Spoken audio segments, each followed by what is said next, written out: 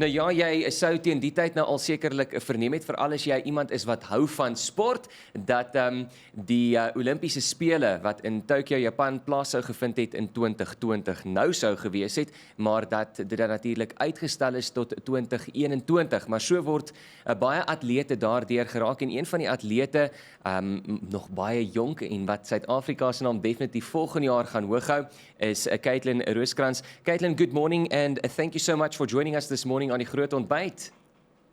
Good morning, and thank you for having me. Caitlyn, so let's maybe just start with a bit of a background. Your passion for the sports. For those who don't know, you're an artistic gymnast. So the passion for gymnastics, where did that originate? Yeah, so I started gymnastics when I was 6 years old, so a good 12 years ago. As a kid, I was very busy. My parents always tell me how I was a hazard to myself. I was always putting myself in danger and could really never sit still. You know, they couldn't take their eyes off me and didn't really know what to do with me. And in creche, I ended up doing monkey gymnastics as a part of the creche program. And the teachers recognized, you know, my natural agility and flexibility, and that I could move really easily. And them, together with a few of my parents' friends, actually recommended the sport to them. And my parents, coming from the communities that they didn't really know, you know, weren't familiar with the sport of gymnastics and didn't really know about it. So they got recommended to put me into gymnastics as what was supposed to be a hobby. You know, how Wow. I was just supposed to go there and, you know, channel my energy in a different direction, learn these things that I was busy self-teaching myself at home, but in a safer environment with, you know, proper coaches, help and support. Yeah. And like I say, it started off as a hobby, as something to do after school. And before I knew it, I was progressing through the levels. Then I was Junior Olympic, Senior Olympic. I had all these dreams, and Wow. yeah, I am today. It's just an amazing story. I absolutely love it, and the viewers will be able to see you performing there. You had a traumatizing experience in 2010 when your father passed away. What is the therapeutic value of gymnastics to you? Yeah, so my father obviously passed away in 2010, and at that point I was 8 years old.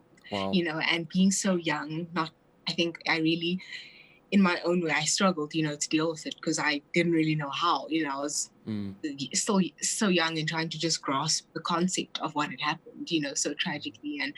But at that point, it was around the same time when I was just getting back into the swing, like, of gymnastics and really finding my feet there. And it was at that time where I think I was also developing this love that I had for it, you know. Yeah.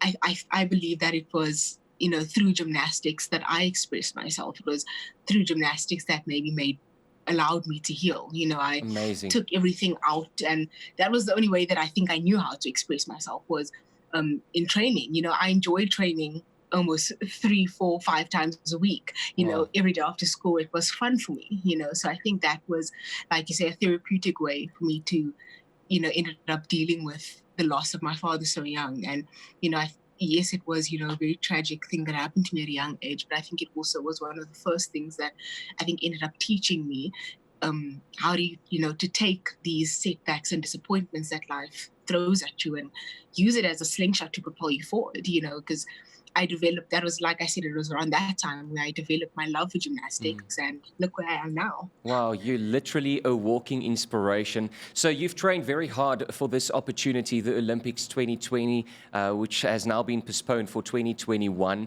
I mean, so many can only dream of it. And for those who couldn't do the maths, I think you're now about 18 years old. How does your training schedule actually look like, just in short? And what would you say was the biggest challenge, or is maybe at this stage? Is it the physical part, the physical being, or is it perhaps more the mental preparation for a competition such as this?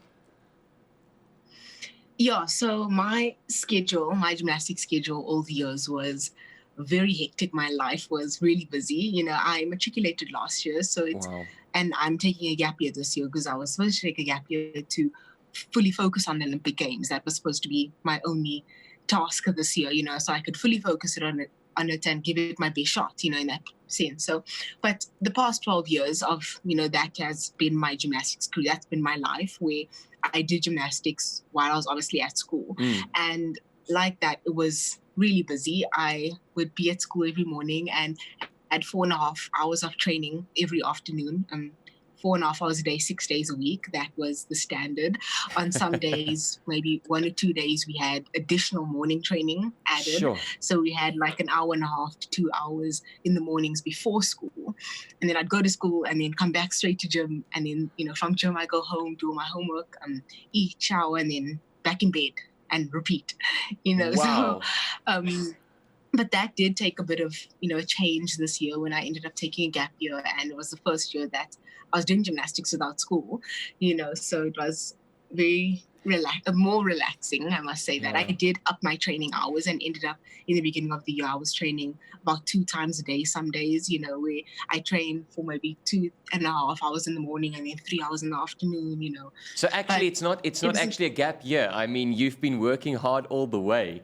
But hard work always pays off, Caitlyn, and all is not lost with the Olympics. Tell us about, just in short, the Sanlam initiative, which will be taking place on Sunday, the 2nd of August, because there's some good news as well for supporters. Yeah, so obviously the Olympics being postponed was a really big disappointment for me. Like I said, it was something I worked towards my whole life, so to hear that it had been postponed, and for me, this had felt now like an empty year was really, demotivating. But I like to look for the positive in everything. And the first being that it was postponed and not cancelled, because I believe that would have been a tragedy, and that I still get to keep my qualification spot. I don't have to requalify, as well as I have a whole year to, be better, get back to where I was and be even better next year, so I can bet you can ask any athlete, no one will say no to more preparation time. And yeah, the third really, I think, exciting thing was, like you said, not all hope was lost when Sanlam had approached me with this really amazing campaign that is giving me the opportunity on Sunday, the 2nd of August, to be able to showcase my routine that I will be performing on Sunday. So I'm just going to be doing the uneven bars, and it's my best and favorite apparatus and preferred. So I would have been at the Olympics this very moment, competing Yeah. in this week, so to have the opportunity to still showcase the routine that I would have been performing, I think is really, calming to my soul. And I'm really excited about it, yes, the Olympics, I still have an opportunity next year, but we were really prepared for this year, so it was a big disappointment. Yeah. But like I said, not all hope is lost. And I still have the opportunity that Sanlam has given me, to really showcase and perform this routine that I've been working for all these years, and allow South Africa to, to still get behind me and support me on Sunday through the link www.nowistthetimetoPlan.co.za. You can find all the details there. And on Sunday at 10 a.m., I will be live and performing my routine. Caitlyn, we will definitely be supporting and watching. Thank you so much. You're a bubbly person, and I absolutely adore that. All the best, and all the best for next year. I definitely want to have an interview with you next year when you're going to support and show your talent there for South Africa at the Olympics next year. But all the best. So gesels Caitlyn Rooskrantz, en jy daai webtuise natuurlik gekry. Now is the time to plan.co.za.